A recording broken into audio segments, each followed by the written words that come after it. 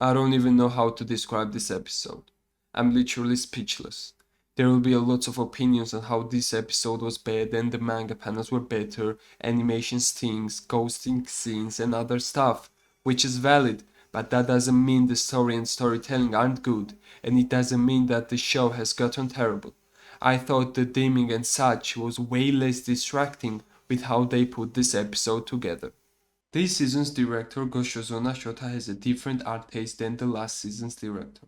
Old style is more detailed and impactful, with many close-ups and harder action scenes with less sense of movement. But this season's style features more open plans, with less focus on details, but with more fluid, fast strokes and a broad sense of movement. There are pros and cons to both styles. In this new style you have to give up scene details and image quality. This makes the action scenes less impactful for viewers, but it doesn't change the experience for me. Yes, there were some holes in this episode. For example, I imagine Gojo's fight in the crowd would have been a bit more hectic. Like it's weird seeing people just kinda sitting still and looking unbothered. I know not everyone can see cursed spirits, but in crowd scenarios the smallest things such as little explosions against the wall, blood being splattered, people dying, would cause mass hysteria. Nevertheless, I can't forget how the episode started. It started with describing Gojo and his personality. The question was, who is Gojo to you? Itadori starting with his sparkling voice that he is his teacher. He saved Itadori from execution. Then Megumi was saying that Gojo saved his life and the others had their opinions on Gojo. After hearing these words, I thought Gojo was for sure dying, but nope. Gojo went berserk in zero point 0.2 seconds. In Infinity Void he totally froze humans by injecting 0.5 years of information into their brains in zero point 0.2 seconds, basically overloading their brains. This hurt the special grades but not nearly as much, so they were still able to move.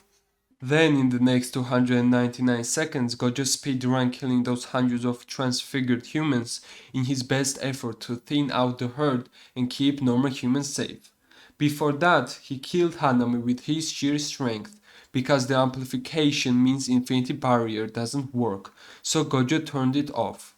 Which means techniques work, so Hanami switched to that to hurt Gojo, but Gojo played Hanami and immediately turned his infinity on again to blitz to him and rip the branches off. I thought that yes, Gojo is winning, he will kill all of them and it's a wrap. We go home, but then of course Geto appeared. This moment was kinda emotional. He was standing there for a minute after encountering Geto.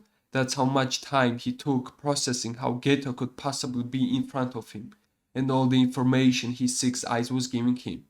If 1 minute worth of memories passes in the target's mind while they are at the range of the prison realm, they will instantly get sealed. Geto, who Gojo thought it was dead, suddenly coming back made Gojo remember more than 2 years worth of memories, which is more than enough to get him sealed. Gojo saw all of the good times he spent with Geto. All the memories hit him with an instant. It's said that Gojo is pinned down. He should have taken down at least Jogo with Hanami. I also want Mahito to die in this arc. It would be better in the hands of his nemesis, Yuji. If Gojo is taken down, I want at least 3 of them to die on their side. To sum it up, this episode was emotional rollercoaster.